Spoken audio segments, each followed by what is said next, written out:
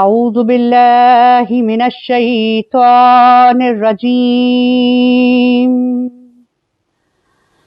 بسم الله الرحمن الرحيم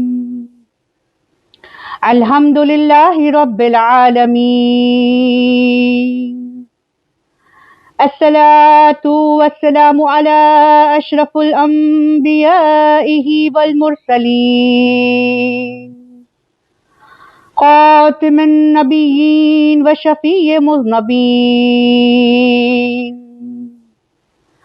النبي المؤيد ورسول المسدد مولانا أبي القاسم المحمد وعلى أهل بيت الطيبين الطاهرين المعصومين المظلومين من يومنا هذا إلى يوم الدين لعنة الله على أعدائه الأجمعين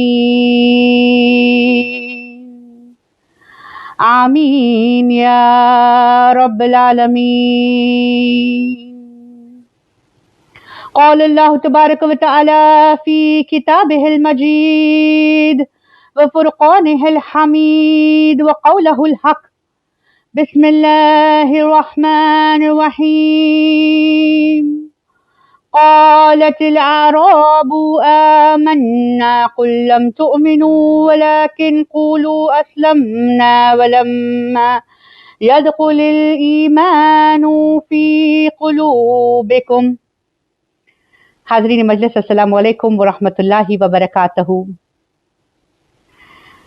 ابھی جس آیہ کریمہ کی تلاوت کا میں نے شرف حاصل کیا ہے، قرآن کریم کی سورہ حجرات کی 14ویں آیت کا پہلا حصہ، کہ جس میں ارشاد باری تعالیٰ ہو رہا ہے کہ یہ بدو عرب یہ کہتے ہیں کہ یہ ایمان لائے، ان سے کہہ دیجئے کہ یہ اسلام لائے اور ابھی ایمان ان میں داخل نہیں ہوا. پروردگار عالم نے اس آیہ کریمہ کے حوالے سے واضح طور پر اس بات کا اعلان کر لیا ہے کہ اسلام اور ایمان میں فرق ہے، اور دین ہم سے ایمان کا مطالبہ کر رہا ہے. یعنی یہ کافی نہیں ہے کہ ہم اس لیے مسلمان ہیں کیونکہ ہم ایک مسلمان گھرانے میں پیدا ہوئے ہیں، ہمارے آبا و اجداد مسلمان ہیں، بلکہ ہمارا یہ فریضہ ہے کہ ہم اپنے دین کے عقائد پر غور و فکر کریں، ہم اسے پورے دلائل کے ساتھ سمجھیں تاکہ ہمارا ایمان مستحکم ہو جائے. اسی موضوع کے حوالے سے پہلی محرم سے ہماری گفتگو جاری اور ساری ہے، اور کل کی مجلس سے ربط لیتے ہوئے کہ جہاں ہم نے رسالت کا تذکرہ کیا تھا کہ پروردگار عالم نے ہدایت کا اتنا خوبصورت نظام قائم کیا ہے کہ اس روئے زمین پر سب سے پہلے ہدایت دینے والے آئے اور بعد ہدایت لینے والے آئے. پروردگار عالم نے اپنے اس دین، اس اسلام کے قوانین کو انسانوں تک پہنچانے کے لیے 1,24,000 انبیاء مابعوث کیے، جن پر وحی الہی نازل ہوتی تھی مگر ان پہ ابلاغ کی ذمہ داری نہ تھی. اور پروردگار نے انہی انبیاء میں سے 313 کو منتخب کیا کہ جن پر تبلیغ کی ذمہ داری بھی تھی. ہمارا یہ عقیدہ ہے کہ ان میں 5 اولو العزم انبیاء ہیں کہ جسے پروردگار عالم نے صاحب شریعت قرار دیا ہے. اس کے علاوہ شیعہ اثنا عشری کا یہ عقیدہ ہے کہ بعض انبیاء کو پروردگار نے امامت کے منصب پر فائز کیا ہے، اور بالخصوص 5 اولو العزم پیغمبر وہ ہیں کہ جسے پروردگار عالم نے امام بنایا ہے. خداوند کریم سورہ بقرہ کی 125ویں آیت میں اس کا ذکر کر رہا ہے کہ خدا کہتا ہے کہ اس وقت کو یاد کرو کہ جب ابراہیم کو چند کلمات سے آزمایا گیا اور جب وہ اپنے امتحان میں کامیاب ہو گئے تو خداوند کریم نے انہیں لوگوں میں امام بنایا ہے. پروردگار عالم نے اپنی इरादा कुदरत से चंद अंबिया को इमामत के दर्जे पर फाइज किया, और शिया इस्ना अशरी इस बात पर मुत्तक़िद हैं कि मोहम्मद मुस्तफ़ा सल्लल्लाहु अलैहि वसल्लम फ़ख्र अंबिया हैं, फ़ख्र मुरसलीन हैं, खातिमुन नबीयीन हैं, ख़त्मुल मुरसलीन हैं, यानी जिस पर रिसालत और नबूवत खत्म हो गई, और इसके अलावा आप सल्लल्लाहु अलैहि वसल्लम आगाज नबूवत से इमाम करार दिए थे। यानी परवरदिगार आलम ने आपको इमामत का मनसब दिया, और आका नामदार वो हैं कि जिसकी इमामत के ज़ेर साया खुद मौलाए मुत्तक़ियान अली इब्न अबी तालिब अलैहिस्सलाम ने 38 साल की जिंदगी गुजारी है। यानी शिया इस बात पर मुत्तफिक हैं कि आका नामदार पर रिसालत खत्म हो गई, नबूवत खत्म हो गई, मगर हिदायत का सिलसिला खुदा ने जारी रखा इमामत के जरिए से। यानी आका नामदार के जमाने में आप वक्त के इमाम थे, और आपके इस दुनिया से पर्दा करने के बाद इस इमामत के सिलसिले को परवरदिगार आलम ने आपकी पाक ज़ुर्रियत में मुंतकिल किया और वहां से जारी रखा। और परवरदिगार आलम की मशीयत ये थी कि खुदावंद करीम ने अपने उस नबी के जरिए से इस हक्कानियत को बार बार वाज़े किया कि वो नबी की जिसके ज़बान पर वही के ताले हैं, बारहा अमीर अल मोमिनीन मौलाए मुत्तक़ियान अली इब्न अबी तालिब अलैहिस्सलाम की विलायत का ऐलान करते हुए नजर आते हैं। आपने बारहा कई मौकों पर आपको यानी अली को, मेरे मौला को अपना वसी और अपना खलीफा करार दिया है। तारीख इस बात की शहादत देती है कि यौमद्दार वो पहली इस्लाम की दावत की जिसे दावते जुल अशीरा कहा जाता है। परवरदिगार आलम के हुक्म से आका नामदार ने मौला अली को अपना वसी, अपना भाई और अपना खलीफा बनाया है, जिसका ऐलान बाकायदा यौमुद्दार में किया था। परवरदिगार आलम के इस नबी ने बारहा मेरे मौला को पहचानवाया है। हदीस मंजिलत इस बात की शहादत देती हुई नजर आती है। ये ऐसी मुअतबर और मुतवातिर हदीस है कि जिस हदीस को यानी हदीस मंजिलत को खुद सही सित्ता के मुसन्नफ ने भी लिखा है। मुसन्निफ सही सित्ता ने भी इस हदीस को बारहा मुतवातिर करार दिया है कि मेरे मौला अली को आका नामदार ने अपना वसी करार दिया है। और इसका हवाला ये कि रसूल अल्लाह फरमाते हैं कि या अली, तुम्हारी निस्बत मुझसे उसी तरह की है कि जिस तरह हारून की निस्बत मूसा से है, मगर ये कि मेरे बाद कोई नबी ना होगा।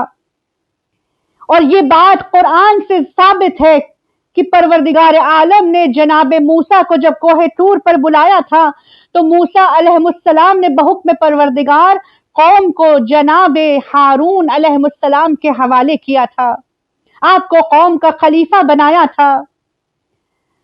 बात वाज़े हो गई कि आका नामदार ये कहते हैं कि तुम्हारी निस्बत या अली मुझसे उसी तरह है जैसे हारून की निस्बत मूसा से, सिवाय इसके कि मेरे बाद कोई नबी ना होगा। और मेरे मौला को आका नामदार ने अपना वसी करार देकर, अपना खलीफा करार देकर लोगों को इस बात से आगाह किया है कि इमामत का मनसब ऐसा मनसब है कि जिसे परवरदिगार आलम अपने खास बंदों को अता करता है। हदीस मंजिलत एक ऐसी हदीस है कि जिसकी तकरार आका नामदार ने 6 मौकों पर की है। दामन में गुंजाइश नहीं है, वक्त का कासा बहुत तेजी से लबरेज हो रहा है, तो इसीलिए तफसीर में नहीं जाना चाहूंगी। मुख्तसर ये कि आका ने इस हदीस को उस वक्त भी बयान किया था कि जब आपने जंग तबूक के दौरान मेरे मौला को اپنا نائب قرار دیا اور مدینے میں رہنے کا حکم دیا۔ تاریخ لکھتی ہے کہ اس وقت مدینے میں یہ افواہ پھیل گئی کہ نعوذ باللہ علی سے رسول اللہ ناراض ہیں، اسی لیے انہیں جنگ پر لے جانا مناسب نہ سمجھا۔ جب رسول اللہ کو یہ بات پتہ چلی تو لوگوں کے مجمع میں یہ اعلان کیا کہ علی کی نسبت مجھ سے ایسی ہے جیسے ہارون کی نسبت موسیٰ سے ہے، فقط یہ کہ میرے بعد کوئی پیغمبر نہیں ہوگا۔ اسی حدیث کی تکرار آقا نامدار نے اس وقت کی تھی کہ جب مسجد نبوی کے دروازوں کی بندش کی گئی تھی۔ تاریخ اس بات کی شہادت دیتی ہے کہ جب مسجد نبوی کی تعمیر ہوئی تھی تو اس کے بعد لوگوں نے مسجد کے اطراف اپنے گھروں کی تعمیر کر لی تھی اور ان کے دروازے مسجد کے صحن میں کھلا کرتے تھے۔ پروردگار عالم کی آیت آ گئی اور آقا نامدار نے یہ حکم دیا کہ سوائے میرے اور علی کے گھر کے دروازے کے تمام دروازوں پر پابندی ہے، ان دروازوں کی بندش کی جائے۔ پھر میرے آقا نامدار نے مولا متقیان کی جانب اشارہ کر کے بتایا کہ یا علی، جو حکم میرے لیے ہے، جو احکام میرے لیے ہے، وہی آپ کے لیے ہے کہ آپ کی نسبت مجھ سے ایسی ہے جیسے ہارون کی موسیٰ سے ہے۔ سبحان اللہ۔ پھر تاریخ لکھتی ہے کہ یوم مواقات پر کہ جہاں آقا نے انصار کو اور مہاجر کو ایک دوسرے کا بھائی بنایا تو آقا نے اپنا بھائی میرے مولا کو بنایا اور پھر یہی حدیث منزلت کی بارہا تکرار کی۔ پروردگار عالم نے مولا کائنات کی ولایت کا اعلان بھی قرآن کریم میں واضح طور پر کہہ دیا کہ پروردگار عالم قرآن کریم میں ارشاد فرماتا ہے کہ انما ولیکم اللہ ورسولہ، یعنی تمہارا ولی صرف اللہ ہے، اس کا رسول ہے۔ والذین آمنوا الذین یقیمون الصلاۃ ویؤتون الزکاۃ وہم راکعون، اور وہ کہ جو نمازوں کو قائم کرتا ہے اور حالت رکوع میں زکوٰۃ عطا کرتا ہے۔ آیت ولایت کے حوالے سے اہل سنت کے بڑے بڑے مفسرین نے یہ ثابت کیا ہے کہ یہ آیت کریمہ میرے مولا کی شان میں نازل ہوئی، اور ابو ذر غفاری سے مروی ہے کہ یہ آیت اس وقت نازل ہوئی کہ جب آپ صلی اللہ علیہ وآلہ وسلم مسجد نبوی میں نماز پڑھا رہے تھے۔ سائل نے آ کر سوال کیا تھا، جب سوال پورا نہ ہوا تو ہاتھوں کو بلند کیا، کہا پالنے والے تو گواہ رہنا کہ تیرے نبی کی مسجد سے خالی ہاتھ جا رہا ہوں۔ اسی وقت مولا کائنات نے اپنی ہاتھوں کو آگے بڑھایا، سائل نے بڑھ کر آپ کی انگشتری کو اپنے انگلی سے نکال دیا اور پروردگار عالم کے نبی نے اپنے ہاتھوں کو بلند کر کے یہ دعا مانگی کہ پروردگار میرے بھائی موسیٰ نے تجھ سے دعا مانگی۔ پالنے والے موسیٰ نے تجھ سے دعا کی تھی کہ اے میرے پالنے والے تو میری زبان کی گرہ کو کھول دے، میرے سینے کو قوی کر دے، مجھے شرح صدر عطا کر۔ پھر آقا فرماتے ہیں کہ پروردگار موسیٰ نے تیری بارگاہ میں یہ دعا کی تھی کہ پالنے والے تو میرے بھائی کو میرا وسیع اور میرا مددگار بنا اور میرے کام کو آسان فرما۔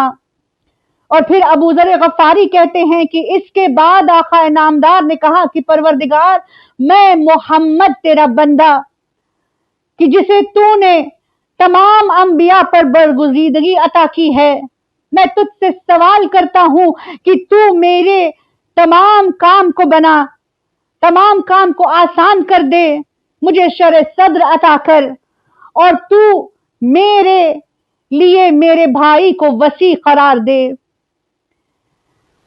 اور اس وقت ابو ذر غفاری کہتے ہیں کہ ابھی نبی کریم کی یہ دعا ختم نہ ہوئی تھی کہ پروردگار عالم نے آیت ولایت کو نازل کر کے بتا دیا کہ تمہارا ولی تو صرف اللہ ہے یا اس کا رسول ہے، یا وہ کہ جو حالت رکوع میں زکوٰۃ کو ادا کرتا ہے۔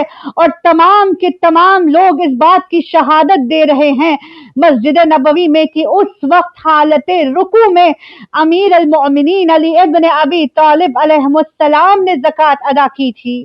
سبحان اللہ۔ یعنی بات واضح ہو گئی کہ آقا نامدار نے میرے مولا کی ولایت کا اعلان بارہا کیا ہے، اور علی کی ولایت وہ ہے کہ جس کے بارے میں پروردگار عالم نے ایسا سخت ترین حکم بھیجا تھا کہ جس کی ولایت کے اعلان سے دین مکمل ہوا تھا۔ تاریخ گواہ ہے، اہل سنت کے کئی محدث اس بات کی گواہی دیتے ہیں، حتیٰ کہ رسول اللہ کے زمانے میں جلیل و قدر صحابہ کی جو محدثین تھے وہ لکھتے ہیں، مثال کے طور پر عبداللہ ابن مسعود، زید ابن ارقم، ابو سعید خدری، ابو ہریرہ اور ایسے کئی صحابی اس بات کی گواہی دیتے ہیں، ایسے کئی محدثین اس بات کی گواہی دیتے ہیں کہ جب آیت بلغ نازل ہوئی تھی تو اس وقت رسول اللہ صلی اللہ علیہ وآلہ وسلم نے تاریخی غدیر خم میں مولا کی ولایت کا اعلان کیا ہے، یعنی علی کو مولا بنایا گیا تھا۔ تاریخ لکھتی ہے کہ آقا نامدار کا آخری حج ہے، جب آخری حج سے آپ لوٹ رہے تھے تو ایک مقام غدیر خم کی جسے کہا جاتا ہے کہ وہ ایک چوراہا تھا کہ جہاں سے راستے بدلا کرتے تھے، حجاز کے لوگ وہاں سے علیحدہ ہو جایا کرتے تھے۔ کہا گیا کہ وہاں پر جب آقا نامدار پہنچے تو پروردگار کے جانب سے آیت بلغ نازل ہو گئی کہ پروردگار نے کہا کہ اے پیغمبر پہنچا دیجئے جس کو پہنچانے کا آپ کو حکم دیا گیا ہے۔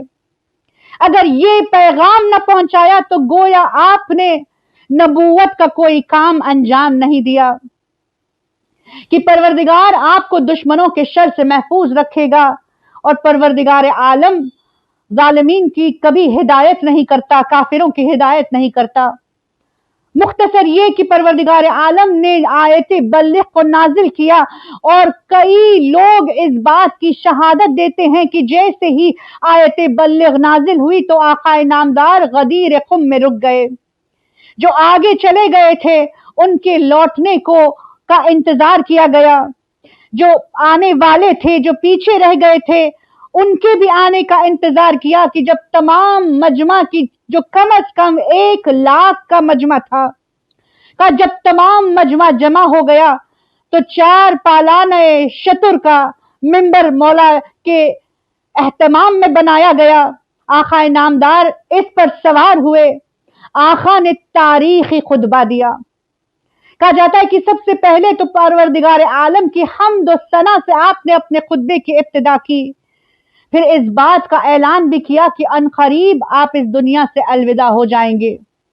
آقا نے فرمایا کہ پروردگار عالم کے آواز پر عنقریب میں لبیک کہوں گا اور تم میں موجود نہ ہوں گا۔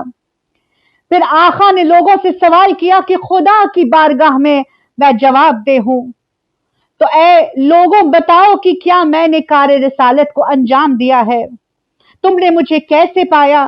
تو تمام مجمع نے ایک جٹ ہو کر کہا کہ یا حبیب خدا، آپ نے بے شک اپنے حق کو، اپنی حجت کو تمام کیا، مصیبتیں اٹھائی اور ہم تک یہ بہترین دین پہنچایا۔ پھر آقا نے سوال کیا کہ بتاؤ کیا تم خدا کی توحید کی، میری رسالت کی اور نبوت کی گواہی دیتے ہو؟ تو تمام مجمع نے ایک ساتھ توحید اور رسالت اور قیامت کی گواہی دی۔ پھر آقا نے سوال کیا کہ کیا تم سن رہے ہو؟ 2 مرتبہ اس سوال کی تکرار ہوئی، مجمع میں اس طرح سناٹا چھا گیا کہ سنسنی سی پھیل گئی، اور تاریخ لکھتی ہے کہ اس وقت آقا نامدار نے حدیث ثقلین کی تکرار کی۔ آقا نے کہا کہ میں تم میں 2 گراں قدر چیزیں چھوڑ کر جا رہا ہوں، خیال رکھنا کہ یہ روز قیامت تک جب تک مجھ سے جنت میں نہ آ کر ملے آپس میں جدا نہ ہوں گی، ان سے ہمیشہ متمسک رہنا، نہ ان پر سبقت حاصل کرنا، نہ ان کے پیچھے رہ جانا کہ ورنہ ہلاک ہو جاؤ گے۔ اور پھر آقا نامدار نے کہا کہ یہ 2 گراں قدر چیزیں قرآن اور میری اہل بیت ہے، کہ ان سے ہمیشہ متمسک رہنا، کہ یہ میری امانت تمہارے پاس ہے۔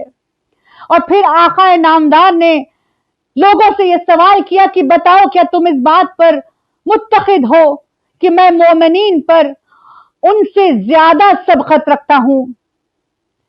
تو سب نے ایک جٹ ہو کر کہا کہ یا حبیب خدا، بے شک آپ ہم سے، اپنے آپ سے بھی زیادہ ہم آپ پر یقین رکھتے ہیں۔ تو اس وقت آقا نے فرمایا کہ خداوند متعال میرا مولا ہے، میرا رہبر ہے، اور جس طرح میں تمہارا مولا ہوں، تمہارا رہبر ہوں، میں جس کا مولا ہوں علی اس کا مولا ہے۔ من کنت مولا فہذا علی مولا۔ یہ ایسی حدیث ہے کہ جو اتنی متواتر ہے کہ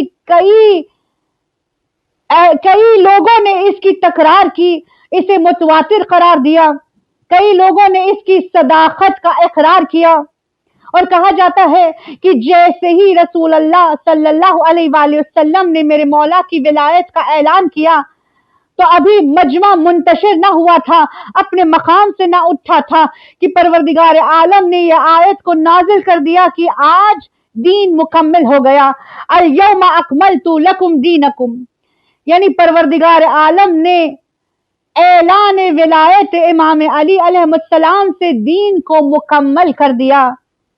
اور کہا جاتا ہے کہ تب تمام مجمع نے مل کر میرے مولا کو مبارکباد دی۔ مختصر یہ کہ غدیر کا واقعہ ایک ایسا متواتر واقعہ ہے کہ جسے کوئی جھٹلا نہیں سکتا، مگر افسوس منکران ولایت امیر المومنین بڑھ کر کہتے ہیں کہ بے شک علی کو مولا غدیر میں بنایا گیا تھا، مگر مولا کا مطلب دوست ہے۔ ہمارے علماء اس دعوے کو سرے سے خارج کرتے ہوئے کہتے ہیں کہ یہ مولا کا مطلب دوست ہرگز نہیں ہو سکتا، کیونکہ آئے بلغ کا لہجہ اتنا تیز تھا، اتنا سخت تھا، اور پروردگار نے اپنے نبی کو کہہ دیا تھا کہ اگر یہ اعلان نہ کرو تو گویا کار رسالت کا کوئی کام انجام نہ دیا ہے۔ اور پھر اس اعلان کے بعد اکملتو کی آیت کا آنا اس بات کو ثابت کرتا ہے کہ مولا کی ولایت سے یہ دین مکمل ہوا ہے۔ سبحان اللہ۔ مختصر یہ کہ ہمارا یہ عقیدہ ہے کہ رسول اللہ کی رسالت کے بعد دین کی ہدایت کے لیے پروردگار عالم نے امامت کو رسول اللہ کی پاک ذریت میں منتقل کیا۔ خیال رہے کہ کوئی شیعہ اس بات پر متقد نہیں ہے، شیعہ یہ نہیں مانتے کہ نعوذ باللہ امام پر کوئی دوسری شریعت نازل ہوئی یا کوئی مذہب لے کر امام آئے، بلکہ امام وہ ہے جو شریعت کے محافظ ہیں۔ امام کا یہ فریضہ ہے کہ پروردگار عالم کی شریعت کو دنیا میں نافذ کیا جائے۔ یہ محافظ دین خدا ہیں، اور ہمارا یعنی شیعہ اثنا عشری کا یہ ماننا ہے کہ ایک لمحے کے لیے بھی، چشم زدن کے لیے بھی، یہ روح زمین امام سے خالی نہیں ہے، حجت خدا سے خالی نہیں ہے۔ چھٹے امام امام جعفر صادق علیہ السلام کے حوالے سے یہ ملتا ہے کہ آپ نے فرمایا کہ اگر ایک لمحے کے لیے بھی روح زمین حجت خدا سے خالی ہو جائے تو زمین اپنے ساکنوں کے ساتھ غرق ہو جائے، یعنی ایسا کوئی لمحہ نہیں گزرا کہ حجت خدا سے زمین خالی ہے اور رہتی دنیا تک رسول اللہ کا آخری فرزند وہ یوسف زہرا اس دنیا میں پردہ غیبت میں ہے، اور جب قیامت نزدیک ہوگی تو آقا کے حدیث کے حوالے سے کہ جب قیامت کو ختم ہونے میں ایک دن باقی ہوگا تب بھی پروردگار اس ایک دن کو اتنا طویل بنائے گا کہ میرا آخری فرزند اس دنیا میں ظاہر ہوگا، اس دنیا کو عدل و انصاف سے پر کرے گا کہ جب ظلم و جور سے بھر جائے گی۔ یہ حدیث کئی اہل سنت کے کتابوں میں موجود ہے۔ امام مہدی کے ہم منتظر نہیں ہیں، بلکہ تمام مسلمان امام مہدی کے منتظر ہیں، اور ہمارا یہ عقیدہ ہے کہ ہمارے امام اس دنیا میں موجود ہیں اور پردہ غیبت میں ہیں۔ جب حکم خدا ہوگا تو امام پردہ غیبت سے نکل کر آئیں گے۔ مختصر یہ کہ ہمارا عقیدہ ہے کہ وقت کا امام معصوم ہے۔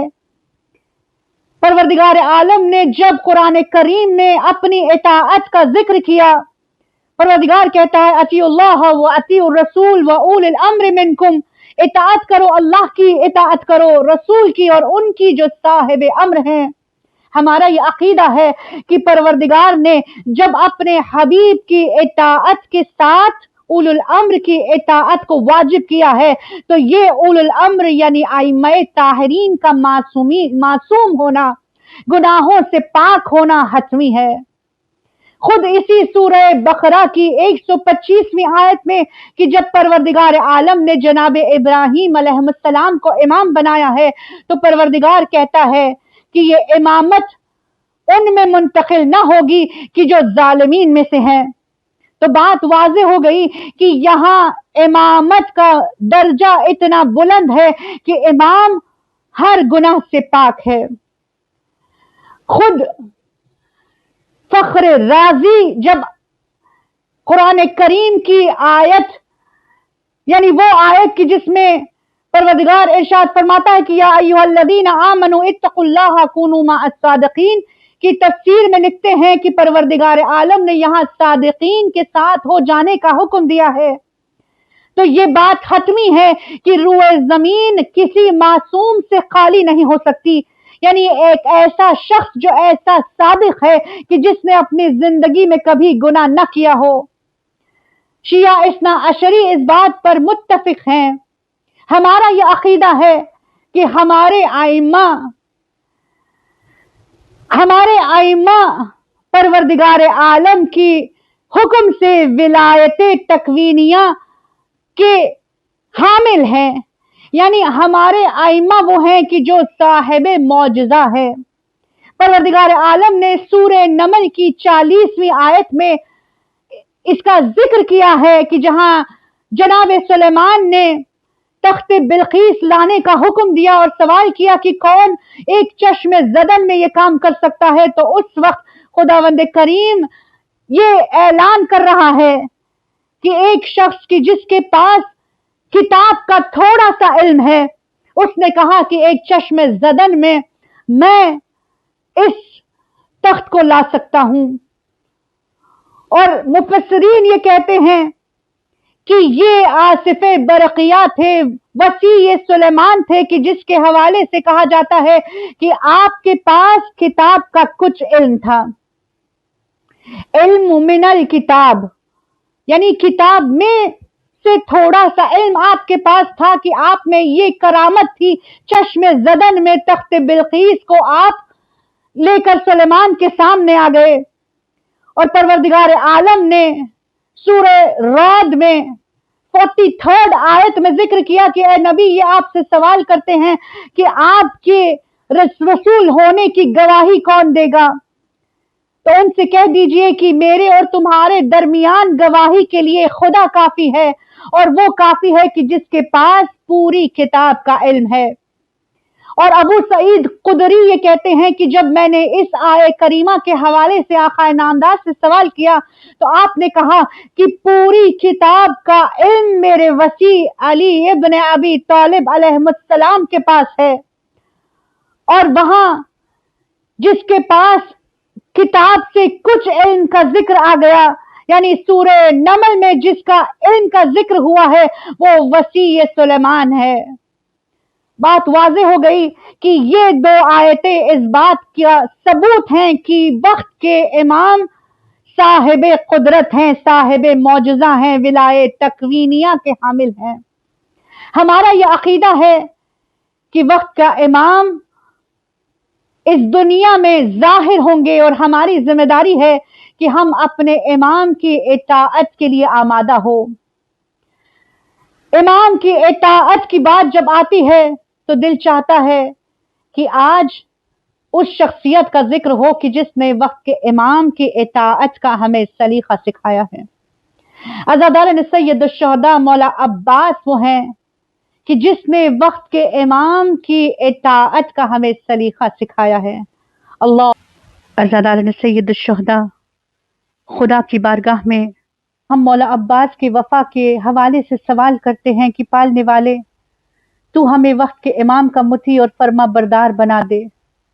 परवरदिगार, तुझे 12 इमामों की इमामत का वास्ता कि जिन्हें तूने हम पर हुज्जत करार दिया है, जिसकी इताअत का तूने हमें हुक्म दिया है, परवरदिगार तुझे रसूल अल्लाह के उन 12 जानशीन का वास्ता कि जिन पर हम मुतक़िद हैं कि हमें वक्त का इमाम की इताअत का सलीका सिखा दे।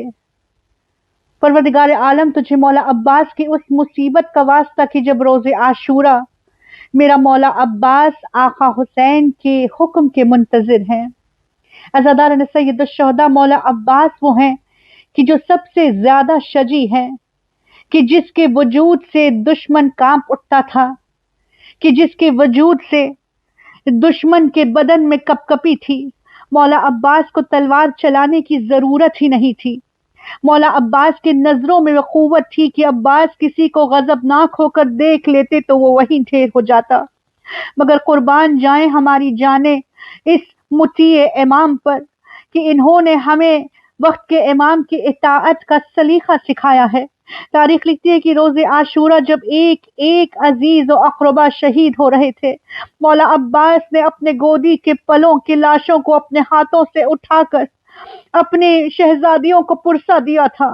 न जाने मौला अब्बास पर वो वक्त कैसे गुजरा होगा कि जब मौला अब्बास देखते रह गए और मोहम्मद की लाशें भी आ रहे हैं।